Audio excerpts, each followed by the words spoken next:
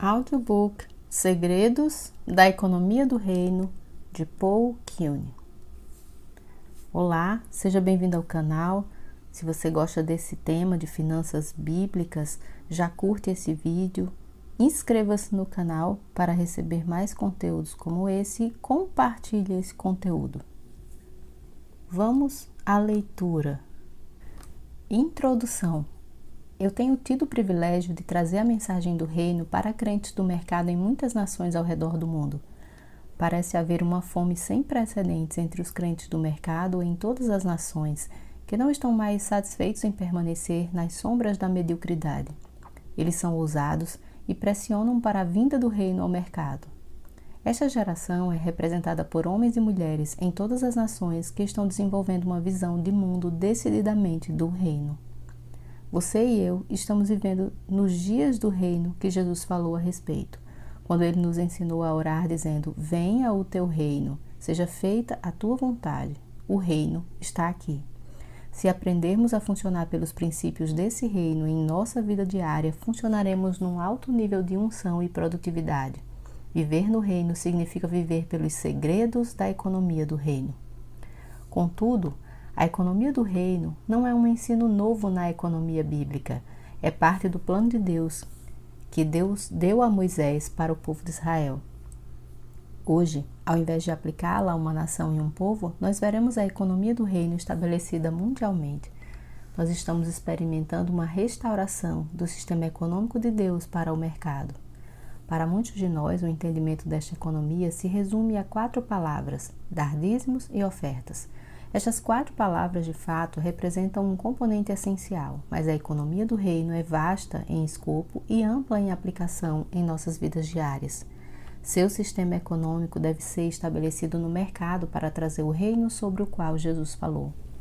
Embora vivamos numa época muito diferente dos dias de Isaac, Moisés e Amós, os princípios pelos quais sua economia funciona permanecem práticos e eficazes, porque eles têm a autorização de Deus.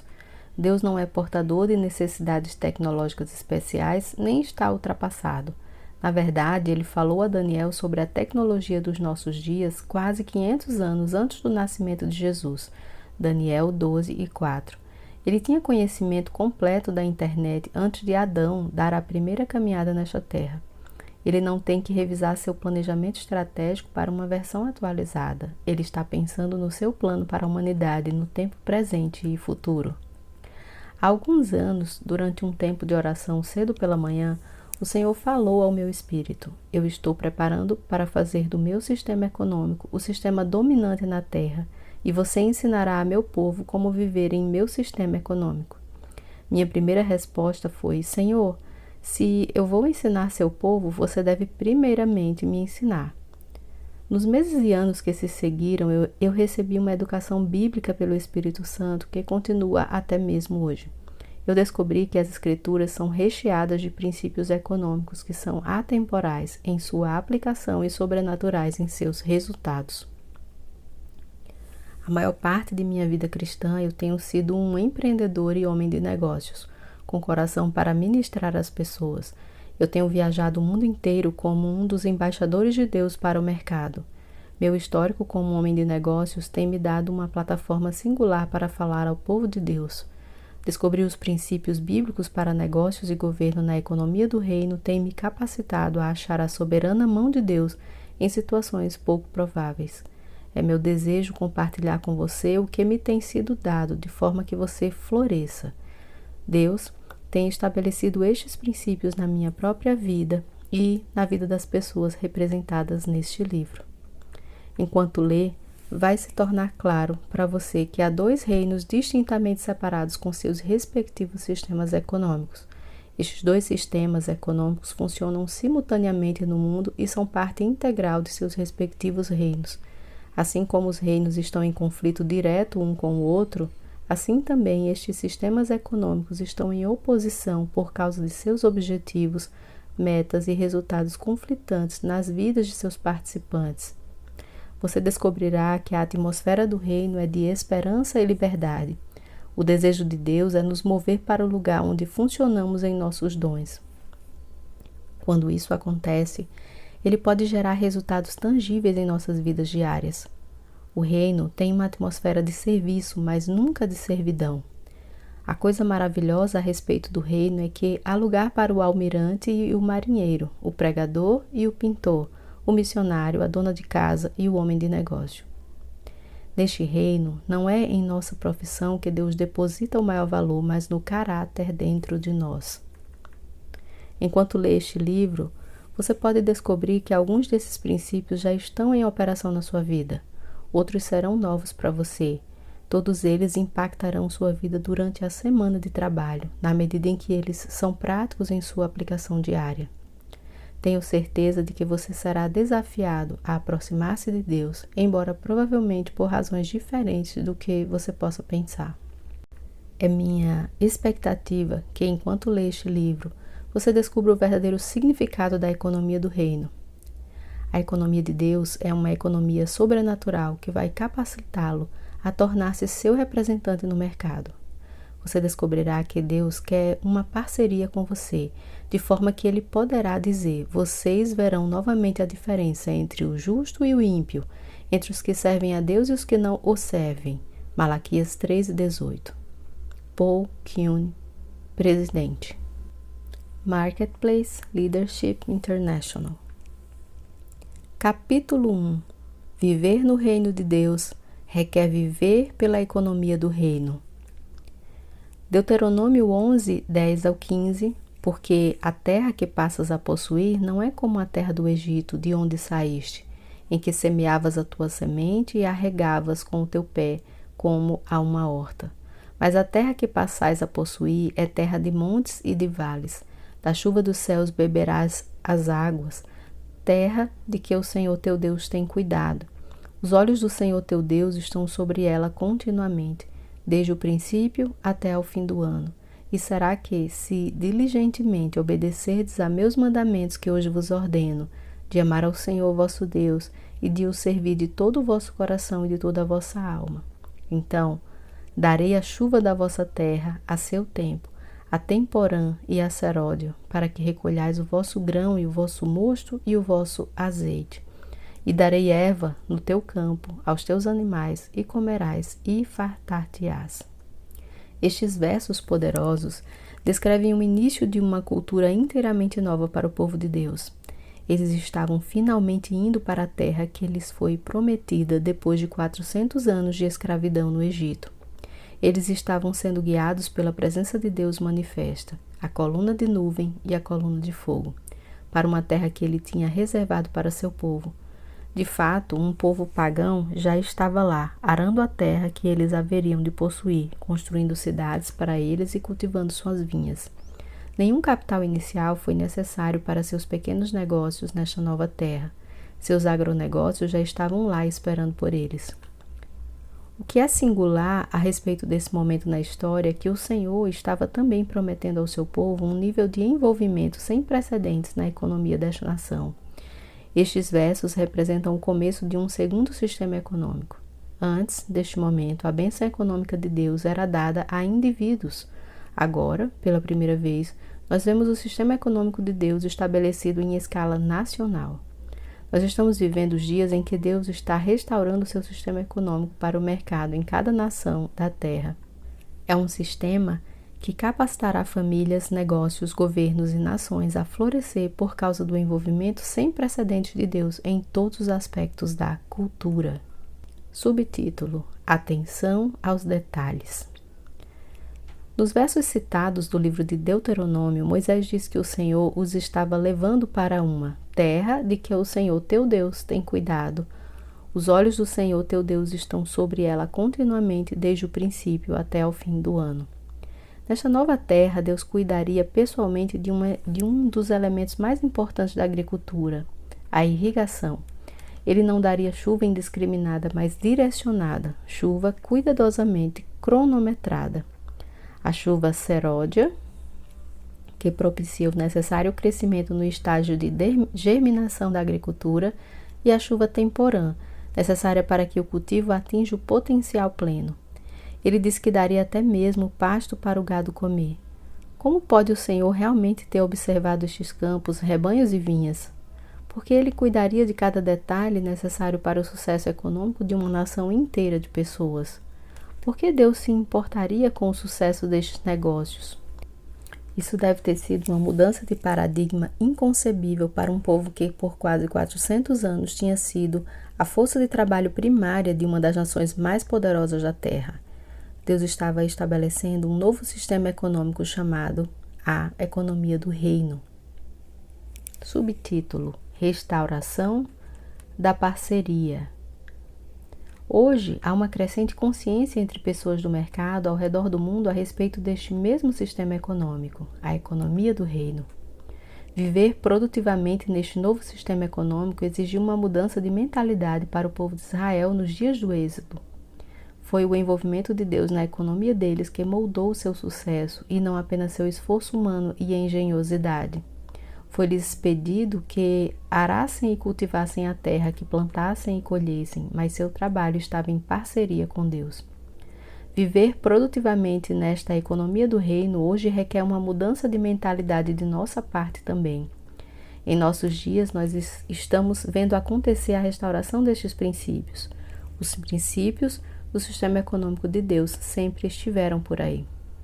Todavia, porque nós vivemos agora na era do reino, estes princípios estão sendo restaurados.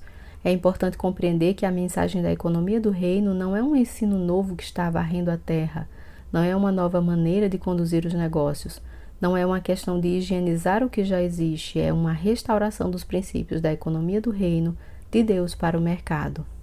Subtítulo: 2 reinos. Jesus pregava o evangelho do reino em todo lugar por onde ia. Há mais de 150 referências ao reino feitas por Jesus no Novo Testamento. Quando nos ensinou a orar, ele incluiu a frase: venha o teu reino. Ele saía pregando o evangelho do reino. Em Mateus 6, ele nos disse para buscar o reino em primeiro lugar. O tópico do reino estava ao longo de suas parábolas. Ainda assim, fica claro que Jesus reconheceu a existência de outro reino e que estes 2 reinos estão em conflito entre si. Jesus suportou com sucesso a tentação do diabo em Mateus 4, 8 ao 9. Novamente, o transportou o diabo a um monte muito alto e mostrou-lhe todos os reinos do mundo e a sua glória. E disse-lhe: tudo isto te darei, se prostrado me adorares. Satanás é capaz de dar os reinos do mundo a Jesus? Em João 12 e 31, Jesus se referiu a Satanás como príncipe deste mundo. Em 2 Coríntios 4:4, o apóstolo Paulo se refere a ele como Deus deste século. O termo grego para século é cosmou, derivado da palavra cosmos, que significa ordem, arranjo, ornamento, adorno. Há um sistema ou ordem para as coisas deste mundo. Quais são estes 2 reinos que se opõem e o que tudo isso tem a ver com a economia? Subtítulo: 2 visões de mundo em conflito. Em primeiro lugar, é importante compreender com clareza que estes 2 reinos, o reino de Deus sobre o qual Jesus falou e o reino deste mundo, são na essência 2 realidades completamente distintas. Cada realidade é expressa em nossas vidas pela nossa visão de mundo. Nossa visão de mundo determina nosso comportamento, não apenas no mercado, mas na nossa forma de encarar a própria vida. Assim, como estes 2 reinos estão em conflito entre si, estas visões de mundo também estão em conflito. Por exemplo, uma visão de mundo pode ser representada nos negócios como uma inclinação para o sucesso a qualquer custo, corrupção, manipulação de clientes, ganância, ambições egoístas, autopromoção e interesse próprio como prioridades nas relações com os outros. Nós podemos experimentar a visão de mundo do reino através da integridade nas negociações, generosidade, lealdade e fidelidade, honra em nossos compromissos, mesmo quando isso nos onera, além de amar e abençoar todos os que nos buscam e procuram nos destruir. Nosso comportamento sempre expõe a visão de mundo de nosso reino. Estes 2 reinos são opositores diretos em sua própria natureza.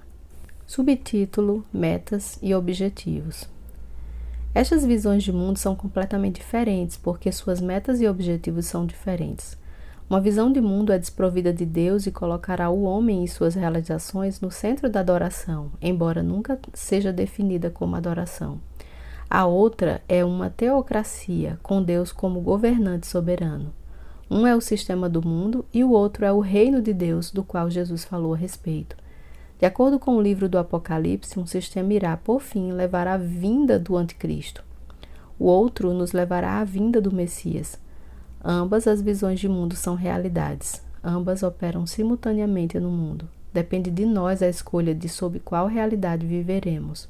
Se vivermos no reino de Deus, então devemos nos submeter ao seu senhorio e operar por seus princípios como eles estão dispostos para nós, nas Escrituras. O que tudo isso tem a ver com economia? É impossível tornar-se um participante em qualquer um destes reinos, com suas respectivas visões de mundo, sem viver pelo sistema econômico requerido por esses dois reinos. Assim como o reino de Deus e o reino deste mundo são polos opostos, assim também estes dois sistemas econômicos são polos opostos em seus objetivos, métodos de operação e impacto na vida pessoal de seus participantes. Cada sistema econômico produz frutos em nossas vidas que refletem a natureza do autor do sistema. O Dr. Francis, em seu livro A Christian Manifesto, diz isto assim: estas duas visões de mundo se colocam como absolutos em completa antítese um com o outro em conteúdo e também em seus resultados naturais, incluindo resultados sociológicos e governamentais e especificamente incluindo o direito. O que estava acontecendo em Deuteronômio 11, 10 ao 15 com o povo de Israel foi um precursor do que está acontecendo em nosso mundo hoje. Vivemos um tempo em que os princípios do reino estão sendo estabelecidos. Deus quer que seu povo seja distinguido hoje por sua integridade, humildade e poder. É inquestionável que seu povo, seja na África, América do Sul, Extremo Oriente ou Europa, pode operar pelos mesmos padrões da economia do reino e produzir resultados consistentes. Ele faz com que prosperemos não por nossa causa, mas por sua causa, pela causa do reino. Deuteronômio 8:18 diz: antes te lembrarás do Senhor teu Deus, que Ele é o que te dá força para adquirires riqueza, para confirmar a sua aliança que jurou a teus pais, como se vê neste dia. Novamente, Francis diz: não é que estas duas visões de mundo são diferentes em como elas percebem a natureza da realidade e existência. Elas também produzem, inevitavelmente, resultados totalmente diferentes. A palavra operativa aqui é inevitavelmente. Não apenas acontece de produzirem resultados diferentes, mas é absolutamente inevitável que elas produzam resultados diferentes. Estes dois sistemas se diferem um do outro de maneiras práticas e tangíveis. Quando nós compreendemos como eles se diferem, seremos mais habilitados a viver na economia do reino. Discutiremos algumas das especificidades desses sistemas nos capítulos subsequentes. Subtítulo: A economia do reino. Muitos de nós estamos cientes da economia do reino. Temos adotado muitos dos seus princípios em nossos negócios, mas nossa compreensão é limitada. Há vários anos, durante um dos meus momentos matutinos de oração, o Senhor disse para mim: eu estou me preparando para fazer meu sistema econômico, o sistema econômico dominante na Terra. Ao longo dos meses e anos que se seguiram, como resultado de o Senhor ter aberto os olhos do meu entendimento sobre estas coisas, minha forma de pensar foi transformada. Esta preparação para o domínio pela economia do reino está acontecendo hoje. Se o Senhor está planejando fazer desta economia do reino a economia dominante na Terra, então precisamos de um entendimento mais profundo. Quais são as características destes dois sistemas econômicos? Como nos posicionamos para o nível de envolvimento que o Senhor prometeu no texto? Como podemos ser bem-sucedidos nesta economia do reino? Para responder a estas perguntas, devemos examinar algumas características de cada sistema. Subtítulo: Confiança em Deus ou Mamon. Jesus disse em Lucas 16:13: nenhum servo pode servir dois senhores, porque ou há de odiar um e amar o outro, ou se há de chegar a um e desprezar o outro. Não podeis servir a Deus e a Mamon. A versão New King James nos diz aqui que serviço é uma demanda para ambos os senhores. Ele diz: é impossível servir a Deus e servir a Mamon. Jesus está dizendo aqui que duplo serviço é impossível, não se consegue fazê-lo. Ou você serve a um ou ao outro. Você não pode servir a ambos. A razão é que eles estão em oposição direta um ao outro. Quando nós chegamos ao Pai, voluntariamente escolhemos servi-lo como escravo, um servo disposto de um Senhor benevolente. Este é o tema central da economia do reino. Por outro lado, se escolhemos Mamon, nós escolhemos escravidão e servidão. Mamon é um capataz implacável. Jesus está falando sobre confiança aqui. Quando nós servimos ao Senhor, nós confiamos nele para provisão, saúde, futuro, família, etc. Nós temos confiança que ele nos proverá, porque seu nome é Jeová Jireh, nosso provedor. Nas Escrituras, os muitos nomes de Deus refletem sua natureza. Ele não renuncia a este papel como provedor das nossas vidas, entregando aos nossos empregadores a nossa herança, negócios ou nossas riquezas. Não importa a dificuldade em que você se encontra, ele é mais que suficiente. Não importa como estão suas finanças, ele proverá. Você tem bastante recurso porque ele é provedor para seu povo. Se você é um empreendedor em busca de um negócio, confie nele por provisão. Se você é um líder de governo concorrendo a um cargo, confie nele por votos. Se você é um líder de uma grande corporação, confie nele por soberania, sabedoria para liderar. Na economia do reino, nossa confiança está nele e somente nele. Subtítulo: Mamon. Mamon é um dos fundamentos da economia mundial. Em Lucas 16, Jesus escolheu cuidadosamente o termo aramaico mamon para ilustrar uma verdade profunda. O que é exatamente mamon? A palavra mamon é frequentemente mal interpretada como dinheiro. Mamon significa confiança nas riquezas ou poder, aquilo que é para ser confiado. O termo aramaico original significa avareza ou ganância divinizada. Mamon é um principado, uma força demoníaca. Não somente pessoas podem ser influenciadas por esta força demoníaca, mas nações inteiras são governadas por este principado demoníaco. Visto que Mamon é demoníaco, ele exige sua confiança e serviço. Mamon é um espírito de ganância e avareza que conduz o sistema do mundo. Nesse sistema, dinheiro, poder e riquezas são a meta máxima. Contudo, nunca haverá a sensação de preenchimento ou satisfação, porque você nunca terá o suficiente. Mamon sempre te guiará a obter mais e nunca deixará você usufruir o que tem. Mamon promove uma confiança no erro. Ele quer que coloquemos nossa confiança em qualquer coisa, exceto Deus. Jesus nos conta que sua confiança será ou em Mamon ou em Deus, mas é uma impossibilidade ter confiança em ambos. Subtítulo: Nós somos desajustados. Em muitas nações, crentes que atuam no mercado se sentem como desajustados. Eles lutam e se perguntam: Deus está me chamando para viver do ministério como profissão? Eu me fiz essa pergunta muitas vezes e da mesma forma também a fizeram muitos crentes sérios que trabalham no mercado. Ele pode estar te chamando para exercer o ministério como profissão, contudo seu chamado não é uma opção que é determinada pelo fato de você se sentir desconfortável ou porque fracassou no mercado. Aqui estão as boas novas. Você nunca vai se ajustar ao sistema do mundo. Você deve sentir-se desconfortável mesmo porque foi feito para operar no reino. Os princípios econômicos do reino, quando aplicados pelos motivos corretos, sempre dominarão o sistema do mundo, porque eles são sobrenaturais e autorizados pelo Deus do universo. É seu acesso à sabedoria de Deus que faz com que você se destaque de seus pares. Você pode saber coisas que outros não sabem, porque seu Consolador, o Espírito Santo, fala e guia. A promoção virá quando pode não fazer sentido para outros, porque você caminha com a graça de Deus. Subtítulo: A economia dominante. Nós vivemos dias angustiantes, mas ainda assim excitantes. É nosso dever, como líderes no mercado, entender os princípios deste reino, não somente para nós mesmos, mas de forma que possamos treinar e ser mentores da próxima geração. Eu tenho visto uma paixão na próxima geração para conhecer os caminhos de Deus no mercado. Tenho ouvido esta mesma geração dizer: nós precisamos de pais que nos ensinem os caminhos de Deus nos negócios.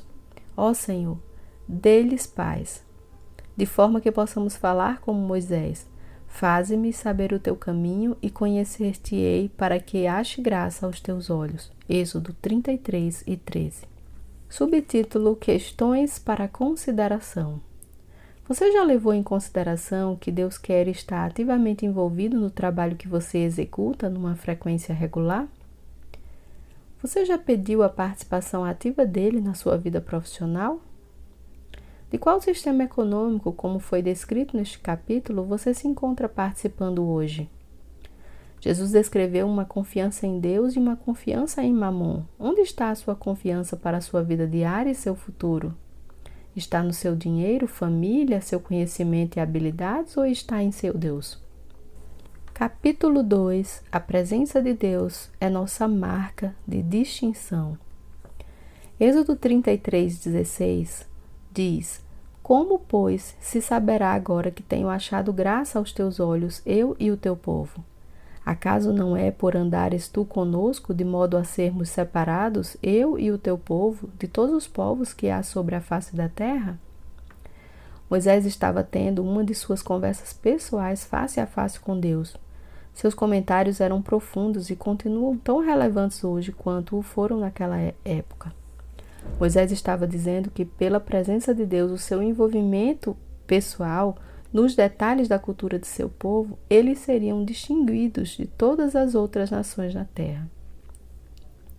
Nos dias de Moisés, todas as outras nações serviam a deuses pagãos. Tinha que haver algo que diferenciasse o povo de Deus de todos os demais. Através da Torá, a lei, Deus começou a dar a Moisés e a seu povo os pré-requisitos para criar uma atmosfera em que sua presença pudesse habitar.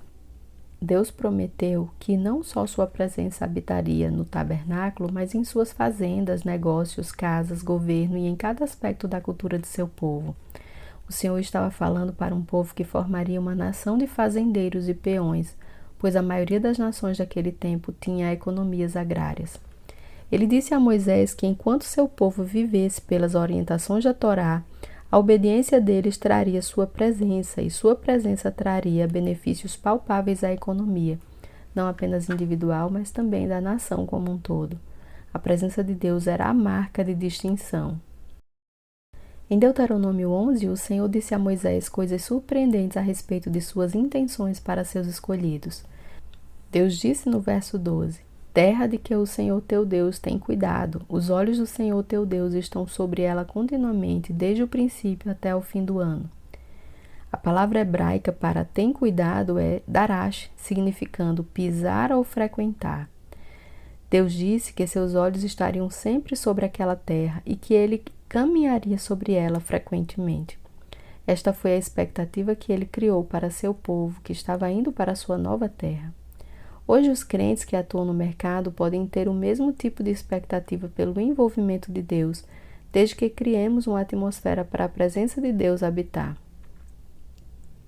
Através de Moisés, o Senhor disse que cuidaria de irrigar as culturas, providenciando chuva direcionada, conhecida como chuva serôdia e a chuva temporã. Verso 14: Então darei a chuva da vossa terra a seu tempo, a temporã e a seródia. Deus disse que faria crescer o pasto para os rebanhos de forma que seu povo ficasse satisfeito. Verso 15: E darei erva no teu campo aos teus animais, e comerás e fartar-te-ás.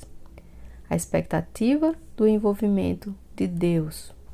Subtítulo: A expectativa do envolvimento de Deus. Moisés disse ao povo que eles poderiam esperar o envolvimento de Deus em todos os elementos desta nova nação que seria formada na terra prometida. Deus escolheria a dedo seus líderes de governo e os equiparia com unção para liderar seu povo escolhido. Ele modelaria seu sistema educacional, abençoaria seus rebanhos e faria com que o pasto crescesse para alimentar aqueles animais. Ele abençoaria suas terras para produzir culturas, famílias, seus líderes, abençoaria ministério e seu sistema de justiça por causa de sua grande misericórdia e amor pelo seu povo.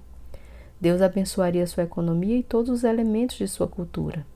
Pela presença de Deus com seu povo e este nível de envolvimento sem precedentes em todos os aspectos de sua cultura, seu povo seria único em meio a todos os outros. Sua presença seria a marca de distinção deles. A marca de distinção seria dada de forma que os povos da terra veriam o poder e a misericórdia do Deus Altíssimo. Através da Torá, Deus estabelecia esta nova cultura para o seu povo. Esta cultura incluía não somente o sacerdócio, mas também o fazendeiro, o comerciante, o professor, o juiz, pais e mães, o general e o soldado raso. O Senhor estabeleceu uma condição para sua presença que produziria benefícios palpáveis de serviço ao Deus Altíssimo, obediência à sua palavra. A oportunidade para adentrar em um novo tipo de liberdade e um nível de provisão sem precedentes naquela terra que o Senhor tinha reservado para seu povo, foi amplamente rejeitada pela maior parte da geração que morreu no deserto. Muitos daqueles que ali pereceram, embora tenham sido sobrenaturalmente libertados da escravidão e do jugo servil, ainda traziam consigo a mentalidade dos que internalizam a servidão.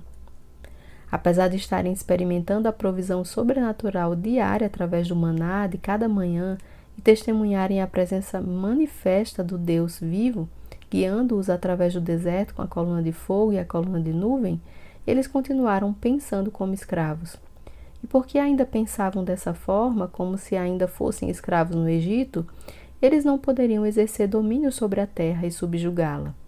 Eles não poderiam superar os obstáculos para a conquista. Aqueles cujas mentes ainda estavam presas às amarras da escravidão não poderiam tornar-se o formidável exército que era necessário para tomar a terra que já tinha sido dada a eles.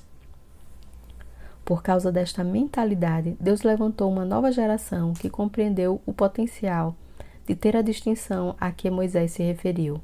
Hoje nós falamos com o mesmo Deus com quem Moisés falou. Subtítulo: Servir a Deus nos negócios? Há alguns anos eu estava em Gana, oeste da África, conduzindo uma conferência. Um jovem na casa dos 25 anos veio até mim no intervalo e contou-me uma história interessante. Ele tinha se tornado um crente em Jesus enquanto estava na faculdade, graduou-se em administração e foi fazer uma faculdade bíblica. Ele disse que tudo o que queria fazer era servir a Deus. Ele estava certo de que não podia servir a Deus no mundo dos negócios, embora tivesse um profundo interesse em negócios. Faltavam cerca de 5 meses para sua graduação e veio-lhe um sentimento doloroso de que aquilo não era a coisa certa para ele. Ele disse: "Eu ficava dizendo aos meus amigos que eu achava que Deus não tinha me chamado para ser pastor. Todos eles diziam que eu estava tirando a mão do arado, porque não se pode servir a Deus nos negócios. Após a sessão desta manhã, eu agora entendo que este é um chamado que eu tenho, o de trazer o reino de Deus para o mercado. Hoje Deus me deu a direção que tenho buscado nele, eu posso servi-lo nos negócios." Há outra geração de pessoas vindo que está começando a compreender este chamado para o mercado.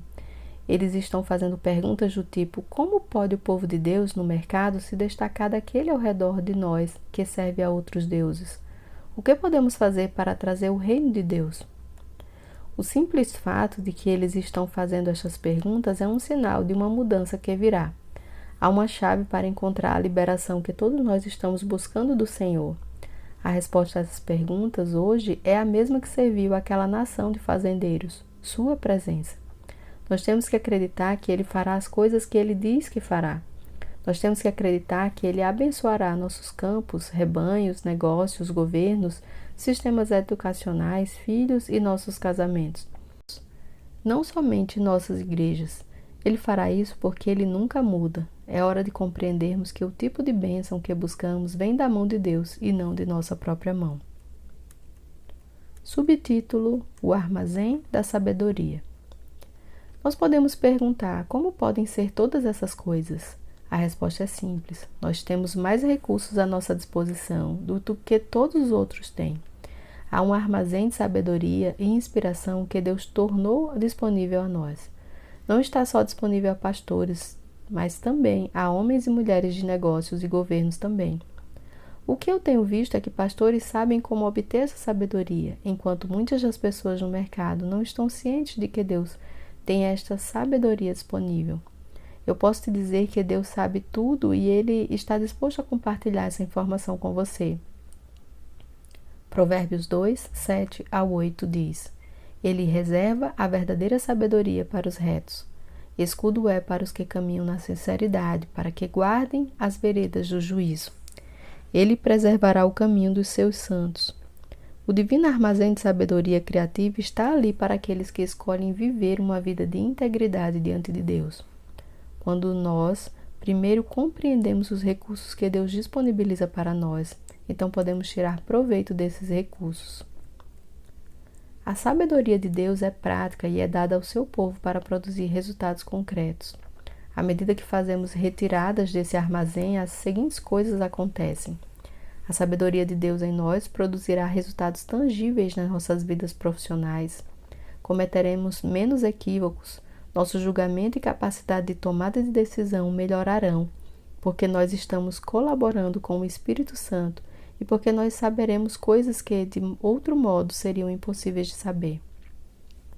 Nós caminharemos em uma bênção maior, como Deus define bênção, e nos moveremos para posições de liderança, porque líderes procuram outros líderes emergentes com características de bom julgamento e inspiração. Os dons do Espírito Santo não foram designados para serem demonstrados somente entre as quatro paredes de onde a igreja se reúne. Nós temos que mudar nosso modo de pensar e começar a operar, a esperar que os dons do Espírito Santo operem na reunião de diretoria de uma das empresas da Fortune 500 ou em uma plantação de café da América Central. Deus nos deu estes dons para serem utilizados no mercado. Há uma grande diferença entre ter esperança por estes dons e ter a expectativa da operação total deles em qualquer situação. Deus tem nos dado as ferramentas para atuar nos níveis mais altos no nosso local de trabalho. Nos dias por vir, aqueles que compreenderem este conceito vão se ver movendo-se para posições de influência. Esta é uma unção para o mercado. É possível que haja uma unção disponível para pessoas no mundo dos negócios e no governo? A resposta é sim. Subtítulo: Como esta unção opera? Deixe-me explicar como este tipo de unção opera no mercado. Jim é um empreendedor de construção civil que tem uma reputação bem merecida de ser um negociador criativo. Ele tem o dom de fazer negócios mortos voltarem à vida ou negócios complicados tornarem-se simples. Seus sócios são homens de negócios astutos, contudo eles ficam constantemente impressionados com a criatividade que ele demonstra, carregada de bom senso.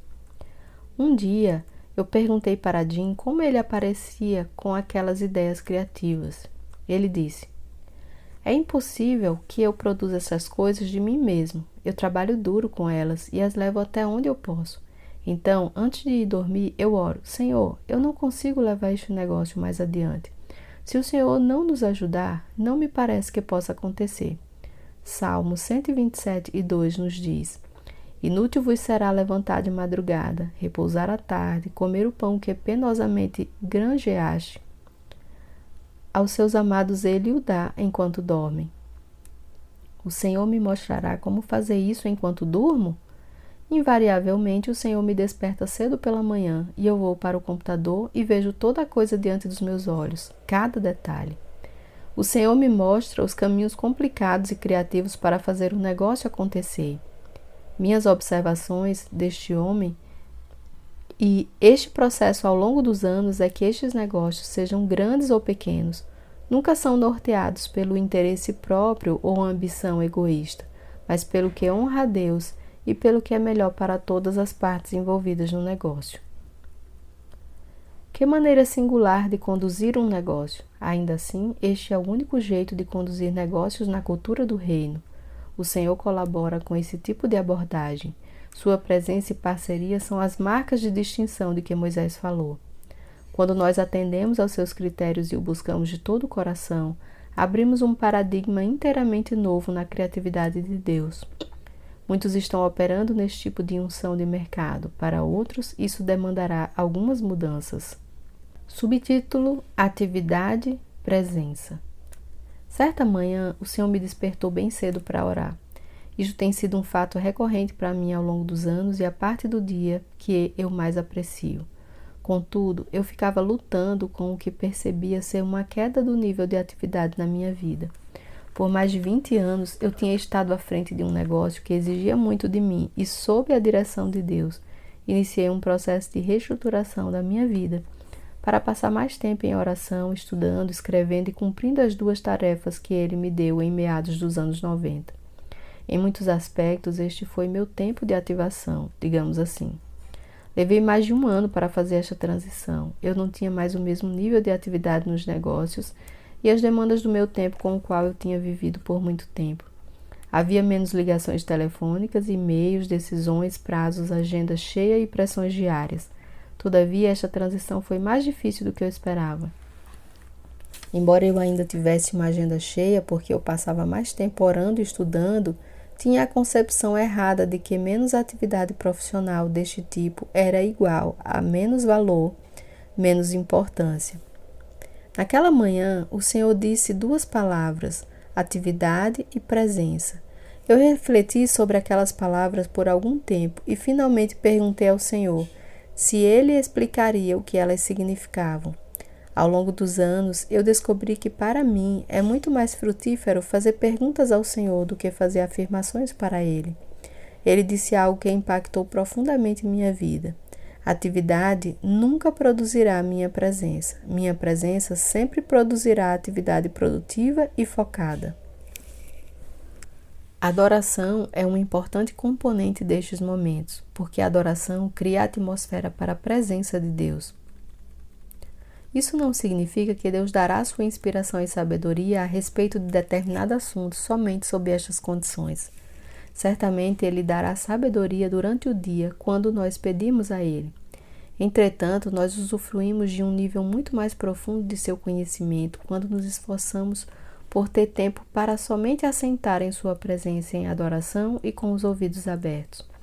Quando você toma a posição de passar tempo em sua presença, você descobre que a consequência de sua presença será atividade produtiva e focada. Subtítulo: Como você faz isso? A questão torna-se então: como você faz isso? Aqui estão algumas sugestões simples que lhe trarão resultados profundos. Algumas delas não são originais. Ao longo da minha vida, tenho ouvido muitos homens e mulheres de Deus que têm me ajudado a formular um estilo de vida no qual eu aprendi a viver diante de Deus diariamente. Descubra o que funciona para você, então decida fazê-lo. Eu ofereço essas sugestões como uma diretriz. Separe um tempo diário para encontrar-se com o Senhor. Comece com um tempo estruturado, como um compromisso em sua agenda. Peça a Deus que venha se encontrar com você naquela manhã. Peça a Ele que o direcione no estudo da sua palavra. Salmos 119 e 133. Ordena os meus passos na tua palavra e não se apodere de mim iniquidade alguma. Faça muitas perguntas e ouça suas respostas. Você pode ter de ir dormir mais cedo à noite para encontrá-lo. Faça o que for necessário. Não desanime se o seu quarto não se encher com a luz do céu toda manhã. É mais importante ser fiel com o compromisso do tempo. Descanse certo de que você será mudado na medida em que passa tempo com Ele.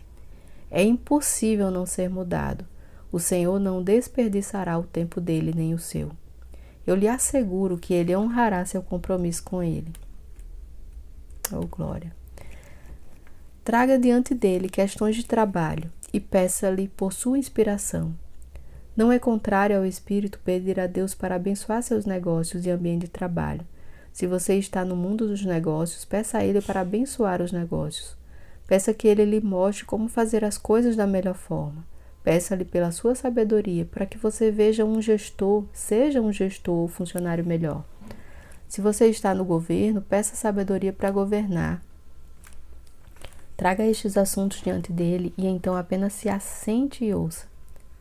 Eu aprendi a separar todas as questões que possam estar me pressionando e apenas digo ao Senhor: se tens algo que queira me dizer esta manhã, Senhor, eu ouvirei. Então, eu apenas espero, adoro e estudo com os ouvidos espirituais abertos, bem atentos. Mantenha um diário. Eu fiz isto a maior parte da minha vida cristã. É como uma história da minha vida em Deus. Eu guardo os cadernos porque isto me dá a perspectiva global de minha vida em Cristo. Eu escrevo as perguntas que faço ao Senhor e também listo minhas preocupações com negócios ou família. Isto se tornou um tesouro para mim. A cada ano eu troco os cadernos. Períodos de jejum e oração. Cada pessoa é diferente quando se trata de jejum. Para alguns, é fisicamente impossível jejuar. Você pode encontrar o Senhor de outras maneiras. Para o resto de nós, entretanto, vale dizer, não seja muito relaxado consigo mesmo. Eu descobri que o jejum, especialmente longos períodos de jejum, me capacitam a andar na presença de Deus por caminhos profundos. Os primeiros 3 dias são sempre desafiadores para mim, mas há sempre um ponto em que comida não tem mais importância e as linhas de comunicação com os céus estão totalmente abertas.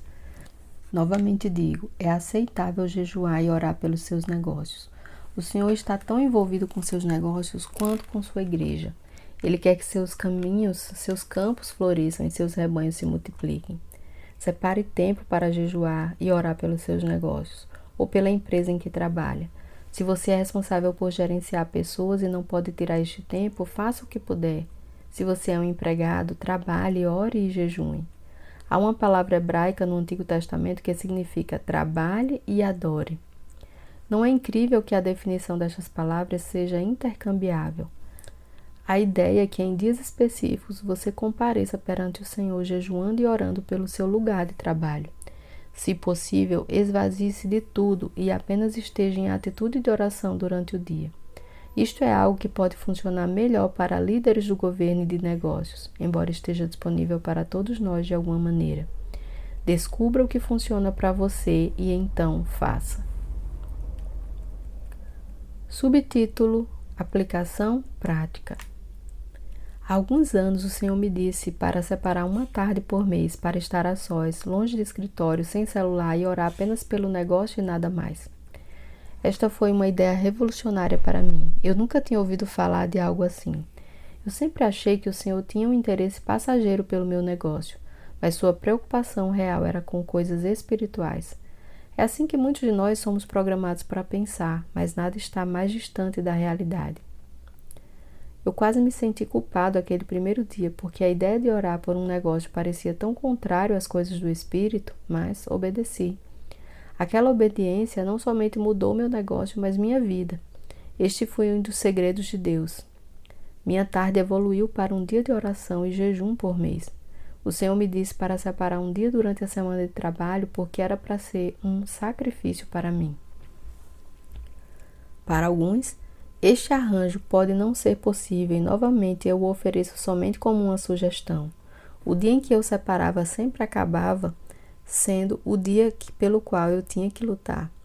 Crises abundavam, eu tive que aprender a priorizar e lidar com a crise em outro momento. Muitas vezes eu costumava sentir que estava cambaleando para dentro daquele dia com um senso de desespero para ouvir o que Deus tinha a dizer a respeito das coisas. No fim do dia eu tinha um sentimento de paz e direção. Pela manhã eu listava em pequenos pedaços de papel questões e negociações que careciam da sabedoria de Deus. Eu impunha minhas mãos sobre aqueles papéis, apresentava cada um ao Senhor e pedia a Ele que falasse a respeito daquelas coisas. Eu adorava, estudava minha Bíblia e esperava que o Senhor falasse.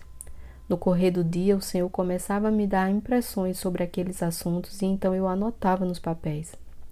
O Senhor falava sobre detalhes do meu negócio que eu nunca poderia saber. Às vezes, Ele falava sobre atitudes dos meus empregados que eu precisava corrigir. Frequentemente era a minha própria atitude que necessitava de correção. Às vezes ele falava sobre contratos que estava trazendo para mim.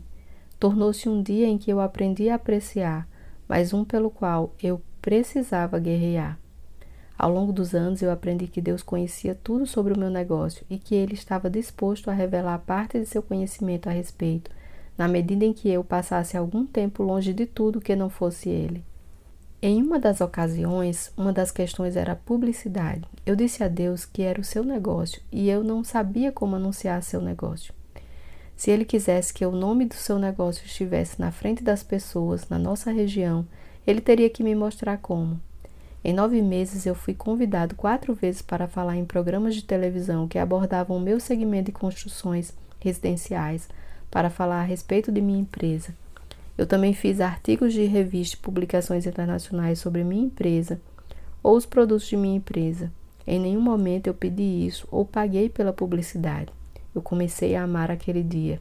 Deus sabe de tudo e Ele pode fazer qualquer coisa. Subtítulo: Deus e negócios realmente se misturam?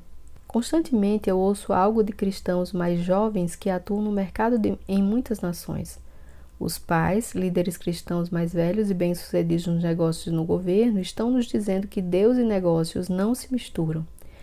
Eu afirmo categoricamente que esta é uma falsa percepção, embora seja a que prevalece. Há somente duas razões possíveis para esta afirmação. Ou estas são as palavras de quem honestamente não compreende ou de quem vive sua vida fora da verdade de Deus, fora da vontade de Deus. Nada pode estar mais distante da verdade do que dizer que Deus e negócios não se misturam. Deus não se mistura com aqueles que não caminham segundo seus padrões de integridade e justiça em suas negociações. Aqueles que não caminham segundo seus padrões de integridade não querem Deus envolvido em seus negócios. Em relação a isto, a afirmação é verdadeira. Deus e este tipo de negócio não se misturam. Seus padrões, como estão traçados em sua palavra, sempre produzirão sua presença e, por isso, seu envolvimento. O desejo de Deus continua o mesmo hoje, distinguir o seu povo de todos os outros por causa de sua presença. Esteja você no governo, negócios, educação, medicina, finanças, mídia, esportes ou ministério, Ele tem recursos ilimitados disponíveis para você. Ele conhece tudo o que existe para se saber a respeito dos negócios. Ele criou seu próprio sistema econômico e ainda mais, medicina. Ele criou o corpo humano. Na psicologia, Ele é o maravilhoso conselheiro. Governo, o governo está sobre seus ombros. Ministério, Ele é o bom pastor. Agronegócio, computação, planejamento estratégico, ciência, etc. Ele está disposto a servir como nosso consultor e nos dar sua perícia, mas Ele não nos perseguirá. Nós devemos persegui-lo. Subtítulo: Nós criamos a atmosfera para a sua presença. Na medida em que nós criamos a atmosfera para a sua presença, pela integridade em nossas negociações comerciais, tempos de adoração, obediência à sua voz, à sua vontade conhecida e justiça no relacionamento com os outros, Deus estará totalmente engajado conosco no mercado. Se você está em vendas e mente para seus clientes, manipulando-os na compra de seu produto para seu próprio interesse, não espere este tipo de engajamento de Deus em seus negócios. Ele não colabora com manipulação. George é um homem com um dom para vendas. Esta é a vontade de Deus para a sua vida. Ele é um homem de Deus que vive uma vida de oração e consagração aos padrões de integridade de Deus. George e sua esposa têm sido testados de tal maneira que muitos de nós iríamos desmoronar. Todavia, observo com espanto como esta provação tem fortalecido seu amor por Deus e pelas pessoas. Ele é um exemplo de um homem que caminha pela graça de Deus. George tem ganhado muitos prêmios pela sua excelência e tem uma reputação nacional em sua área. George disse: por 23 anos, Deus sempre me fez prosperar. Tem sido incrível, porque mesmo quando meus colegas enfrentaram lutas, Deus sempre me faz prosperar. No meu negócio, o Senhor tem me mostrado que há várias chaves. Primeiro, tenha Deus como responsável pela sua palavra. Se eu estou fazendo tudo o que eu posso fazer, eu apenas lembro o Senhor do que sua palavra diz. 2. Dízimos, ofertas e generosidade em relação aos outros, incluindo o meu tempo e dinheiro. 3. Nunca comprometa a integridade por dinheiro. Eu busco a Deus e não dinheiro. 4. Você só pode esperar nele. Você não pode apressá-lo para fazer algo acontecer. Você só pode esperar. 5. Você não consegue esconder a manipulação porque as pessoas dignas de serem manipuladas compreendem manipulação. Qualquer coisa ganha através de manipulação tem um ganho de curto prazo. George é um exemplo de homens e mulheres ao redor do mundo que serão bem-sucedidos, como Deus define sucesso pelo caminhar segundo os princípios da palavra para o mercado. Seus princípios e sua presença não são apenas para o domingo. Deus pretende que seu povo viva em sua presença de segunda a sábado também. A presença de Deus produz benefícios palpáveis. Este é o produto da marca de distinção de que Moisés falou a respeito. Nos dias que estão por vir, o Senhor disponibilizará grandes recursos nas mãos das pessoas que atuam no mercado ao redor do mundo. Estes recursos serão dados com o propósito de financiar estratégias do reino. Estas estratégias podem significar financiar ministérios ou igrejas, mas também pode significar financiar cooperativas agrícolas, de forma que agricultores de Deus em países em desenvolvimento possam obter um preço justo para seus produtos. Elas podem significar o financiamento de vastas cruzadas e de missionários, mas elas também podem significar a compra de medicamentos e comida para os pobres. Estes são recursos que vêm com uma responsabilidade. Pessoas no mercado devem começar a entender os segredos da economia do reino para entender o recurso da sabedoria e inspiração de Deus que está disponível para o seu povo. Então seremos capazes de administrar os recursos de Deus com o nível de integridade que Ele requer. Subtítulo: Questões para consideração. Você já se perguntou qual é a distinção entre você e outros no seu trabalho que podem não conhecer a Deus? Você acredita que Deus deseja que sua presença habite em seu local de trabalho? Qual seria o resultado na sua vida se Ele desejasse? Em sua opinião, Deus e negócios se misturam? Você se sente confortável com o envolvimento e direção dele em seus negócios? Quando foi a última vez que você experimentou a sabedoria de Deus em sua vida? Você reconheceu que foi Deus a fonte de sabedoria? Você já pediu a Deus para lhe dar uma ideia de negócio criativa? Capítulo 3: Responsabilidade igual, unção igual, os dois pilares. 1 Reis 7:21. Depois levantou as colunas no pórtico do templo, e levantando a coluna direita, pôs-lhe o nome de Jaquim, e levantando a coluna esquerda, pôs-lhe o nome de Boaz. Muitos pastores estão sinceramente buscando um melhor entendimento do relacionamento crítico entre o ministério profissional e o mercado. Os pastores não estão sozinhos nesta busca. Crentes ao redor do mundo inteiro, seja nos bancos ou no púlpito, em algum momento de suas vidas, lutam por compreender como Deus nos quer a todos completamente ajustados aos propósitos do seu reino. Pessoas assentadas nos bancos podem ter um chamado para o ministério, embora não exatamente para o ministério profissional, o ministério de púlpito. Este tipo de chamado pode provocar um momento de confusão, particularmente para crentes envolvidos em negócios, governo, educação, etc. O mercado. Muitos que sentem este desejo por uma vida mais profunda de eficiência para o Senhor, estão sinceramente tentando ouvir o Senhor. Nós largamos nossos empregos e nos tornamos pastores ou nos juntamos ao corpo de funcionários da igreja? A resposta é: nós somos guiados pelo Espírito de Deus.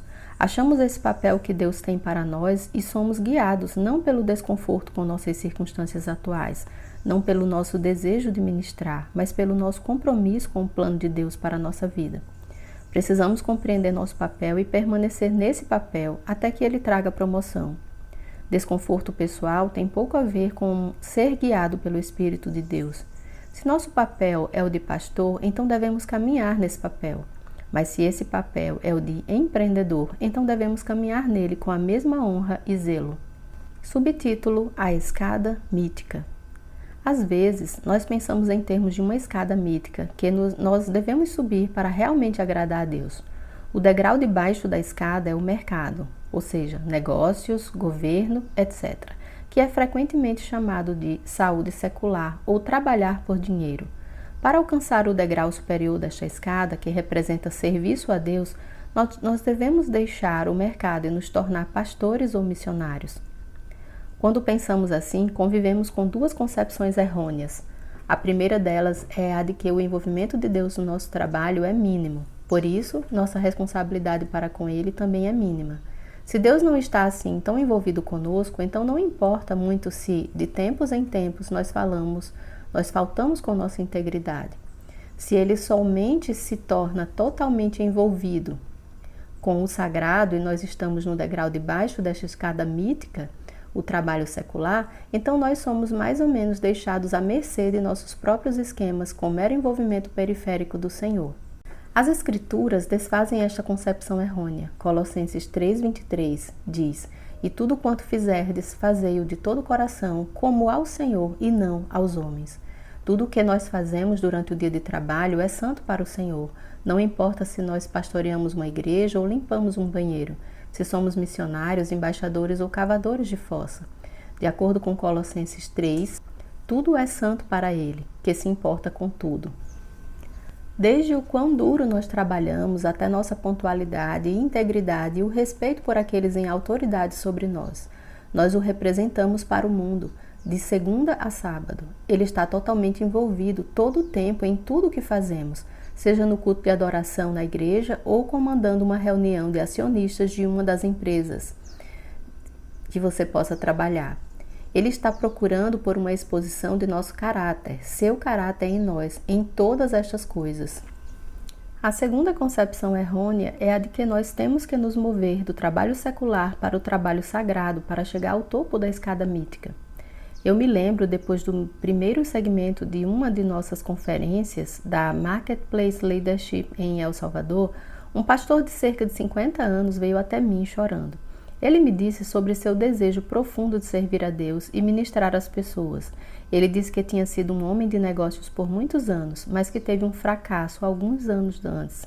Ele pensou que este fracasso significava que ele estava provavelmente fazendo a coisa errada e que Deus o queria como pastor.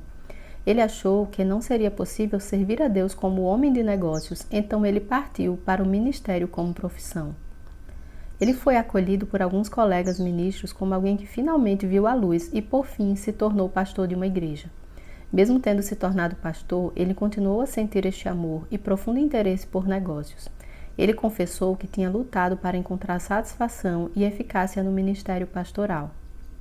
Disse que o Senhor tinha falado com ele durante aquele primeiro segmento de nossa conferência, que ele nunca tinha sido chamado para este papel profissional como sacerdote, mas que Deus o tinha de fato chamado para os negócios.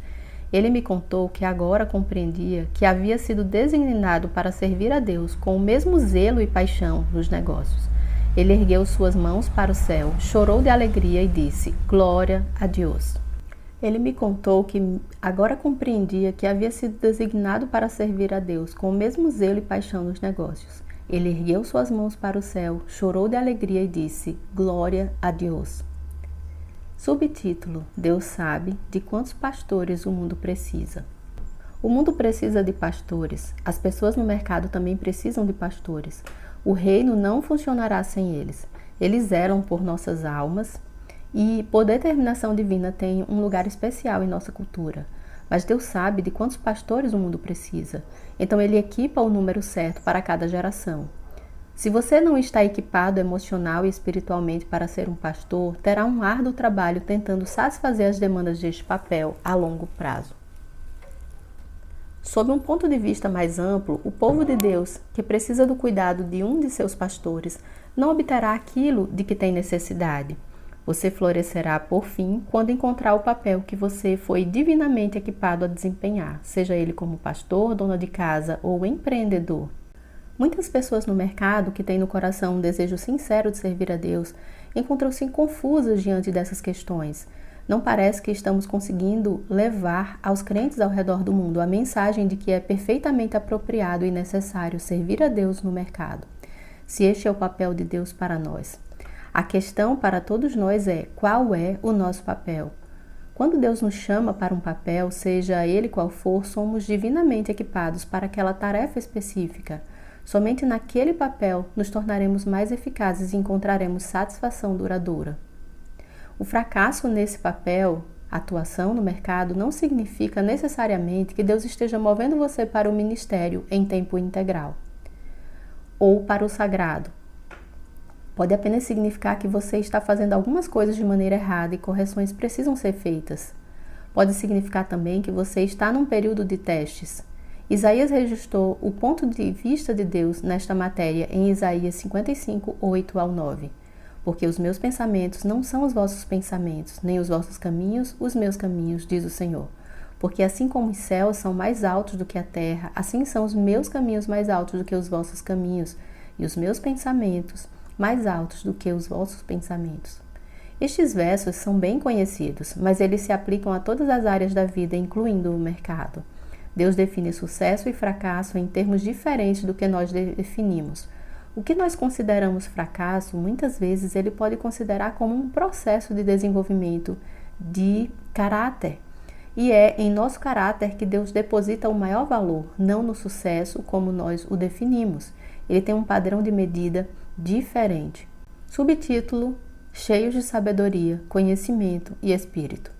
Êxodo 35:31 diz: E o Espírito de Deus o encheu de sabedoria, entendimento, ciência e em todo lavor. Neste versículo, Moisés está falando sobre dois homens que foram sobrenaturalmente cheios por Deus para liderar a construção do tabernáculo. Eles foram divinamente equipados com habilidade, conhecimento e entendimento. Enquanto lhes eram conferidas as habilidades necessárias para executar o trabalho altamente qualificado de artesão para o tabernáculo, também lhes foram sobrenaturalmente concedidos dons de gestão e administração.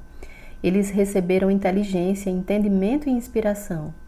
Êxodo 31, 1-6, o Senhor disse a Moisés nestes versos sobre Bezalel: Eis que eu tenho chamado por nome a Bezalel e o enchi do Espírito de Deus, de sabedoria e de entendimento e de ciência. Isto não é algo exclusivo para aquele homem. Tudo o que nós fazemos é sagrado e Deus está totalmente envolvido em todo o trabalho que é executado. Por isso, somos responsáveis perante Ele por nossas negociações comerciais, decisões que tomamos no governo, procedimentos que executamos com cirurgiões, bem como pelas mensagens que pregamos como pastores. Subtítulo: Mover-se em direção a, não para longe de. Às vezes é difícil para as pessoas que estão no mercado perceber que Deus nos ama, não importa qual é o nosso nível de desempenho e que nada vai mudar isso. Este caro irmão de El Salvador afastou-se de seu fracasso nos negócios como um homem derrotado para o próximo estágio de sua vida, na esperança de que agradaria a Deus como pastor. Quando ele enfrentou lutas neste papel também, sentiu-se de pequeno valor para o Senhor. Este é um mal-entendido comum. Anos atrás, o Senhor me falou em uma dessas manhãs de oração a respeito de mover-se através dos diferentes estágios da minha vida. Nós todos temos estágios ou estações na vida, enquanto crescemos em maturidade espiritual e responsabilidade. Você pode mudar de emprego, mudar de cidade ou ter novas responsabilidades, mas mudança é parte de nossa vida em Cristo. Nosso caráter determina quão bem lidamos com a mudança. Deus me deu um pouquinho de sua sabedoria em um momento em que eu precisava. Contemplando as estações que se sucediam em minha vida, ele disse: mova-se em direção a uma nova estação, em vez de para longe de uma. É melhor mover-se em direção a uma nova estação da vida do que para longe da anterior. Isso pode parecer um jogo de palavras, mas eu tomei essa palavra como uma lição de vida valiosa.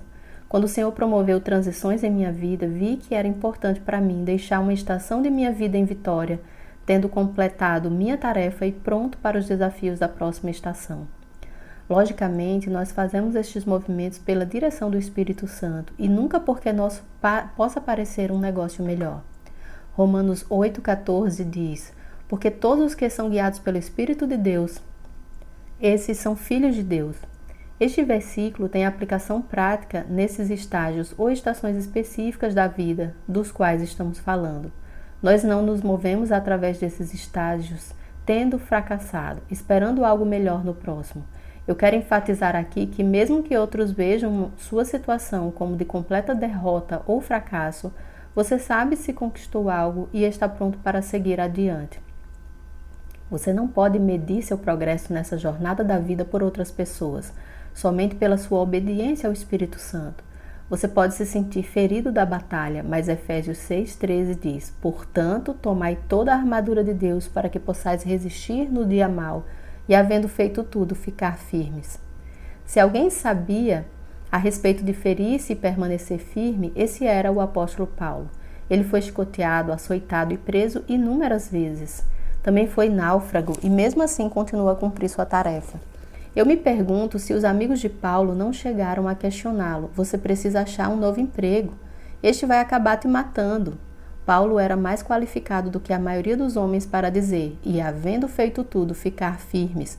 Efésios 6,13. Às vezes, a vitória de que eu tenho falado está apenas em ficar firme.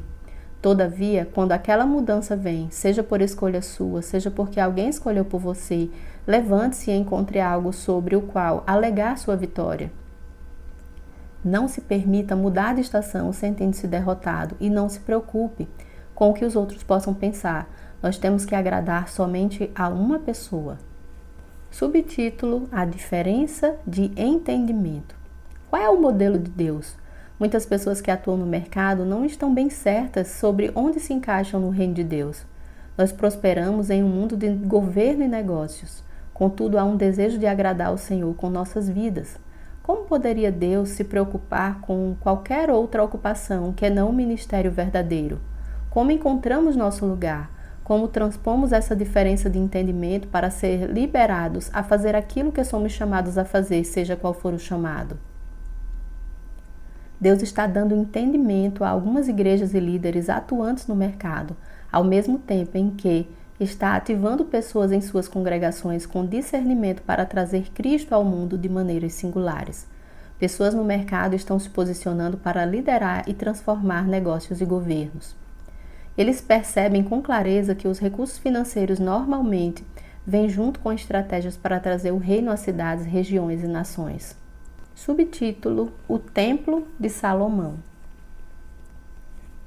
O rei Salomão estava construindo o primeiro templo do Senhor. Os detalhes desta obra foram projetados pelo seu pai, o rei Davi, juntamente com o profeta Natã.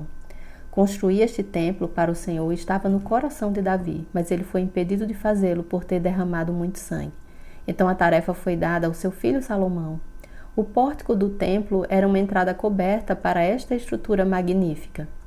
Duas enormes colunas de bronze idênticas foram postas na entrada do portal. Os estudiosos dizem que elas foram postas na entrada como pilares de testemunho e pilares de lembrança. Visto que o profeta Natã estava envolvido no planejamento do templo, é razoável pressupor que Deus tinha sua mão nos detalhes. Por que o Senhor queria estes pilares dispostos de maneira tão proeminente? Do que o Senhor queria que lembrássemos? Do que eles eram um testemunho? Quem foram os dois homens cujos nomes foram dados a estas enormes colunas? Por que eles tiveram seus nomes nestas colunas? Cada entalhe, cada pequeno detalhe do templo tinha significado para os sacerdotes, levitas e para o povo. Por que foram postos estes dois pilares de bronze idênticos na entrada do templo, de forma que cada adorador fosse chamado à lembrança? Subtítulo: Quem foram estes homens? O primeiro pilar foi chamado Jaquim, hebraico para Javé estabelecerá. Ele foi um sacerdote honrado durante o reino do rei Davi. É significativo que ele seja um sacerdote, contudo, focaremos no segundo pilar chamado Boaz. Hebraico para em Javé está a força do rei. Boaz era um rico proprietário de terras de Belém. Embora já soubesse que Boaz tinha sido um fazendeiro bem-sucedido e homem de negócio respeitado, eu estava determinado a conhecer mais a respeito deste homem que teve um pilar com seu nome na estrutura mais importante da história judaica. Confesso que estava um tanto quanto cético. Pensei a respeito do conceito de tijolos de fé, mesmo nos dias de Salomão.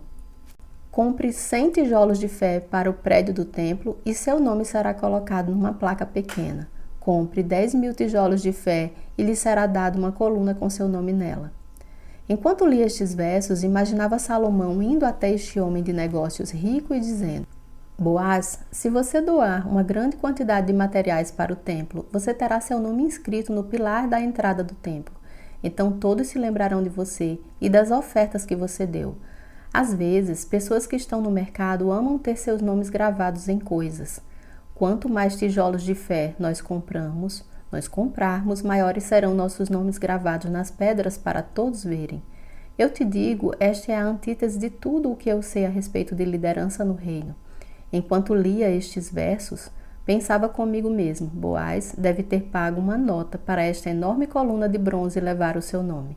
Subtítulo: Boaz, um homem de integridade. Todavia, meus pensamentos iniciais a respeito de Boaz estavam completamente errados. Boaz não era um contemporâneo de Salomão, mas tinha vivido quase 250 anos antes. Ele era o tataravô de Salomão. Este fazendeiro / homem de negócios foi tão reverenciado e honrado que nós ainda estamos falando sobre ele milhares de anos depois. Ele era um homem de Deus de tal integridade, honra e elevado caráter que o Senhor o escolheu para ser um antecessor do Messias. Boaz era um verdadeiro representante da cultura bíblica de negócios, ao expressar bondade ao estrangeiro e conceder privilégios a Rute, a moabita, mesmo não sendo ela uma judia. Deuteronômio 14:29. Então virá o levita, pois nem parte nem herança tem contigo, e o estrangeiro e o órfão e a viúva que estão dentro das tuas portas, e comerão e fartar-se-ão para que o Senhor teu Deus te abençoe em toda a obra que as tuas mãos fizerem. Boaz tornou-se o parente mais próximo, resgatador de Ruth, um termo usado para descrever a obra de Jesus na cruz. Subtítulo: Uma bênção ministrada. Em Ruth 2,4, vemos Boaz como proeminente dono de terras e líder na cidade, pronunciando bênçãos na forma de um cumprimento sobre as mãos que trabalham nos campos.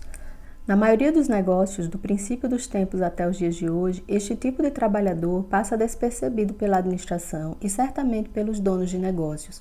E eis que Boaz veio de Belém e disse aos segadores: O Senhor seja convosco. E disseram-lhe eles: O Senhor te abençoe. Ele estava não só cumprimentando o mais inferior escalão de trabalhadores, como também ministrando as bênçãos do Senhor sobre eles.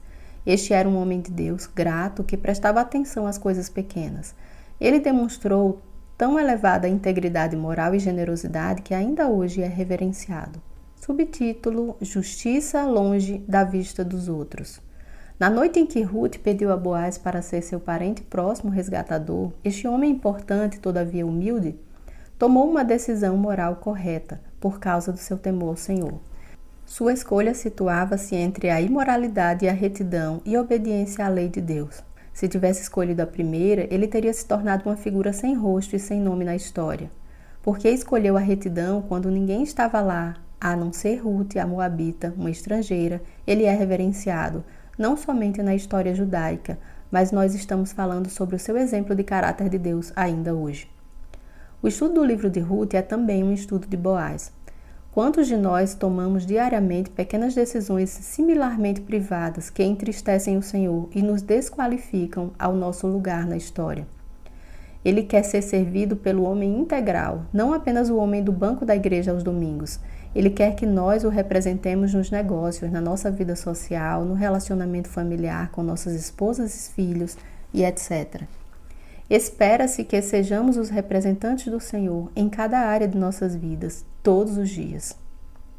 Subtítulo: Rotas de comércio da economia do reino devem ser puras.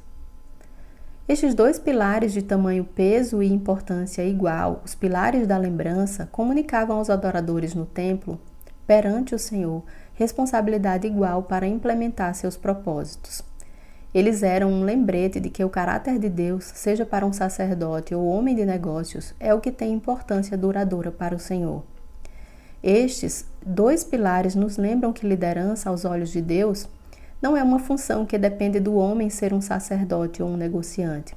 O tipo de liderança que traz transformação para uma cultura deve vir da essência de um homem ou mulher que foi transformado. Você não pode instituir mudanças se você mesmo não foi mudado. Caráter e compromisso com o nosso propósito são as coisas que nos qualificam para uma vida de significância. Estes dois pilares idênticos receberam nomes de indivíduos diferentes que tiveram papéis diferentes na história de Israel, porém responsabilidades iguais perante o Senhor por sua integridade e caráter. Ambos representaram um modelo de retidão e integridade moral que são necessárias a qualquer líder que Deus possa usar. Chegamos ao final da primeira parte desse maravilhoso livro. O que você está achando? Quais insights você teve até agora? Comenta aqui embaixo. Compartilhe esse nosso conteúdo e inscreva-se no canal. Ative o sininho das notificações para receber mais conteúdos como esse. Continue ouvindo a segunda parte.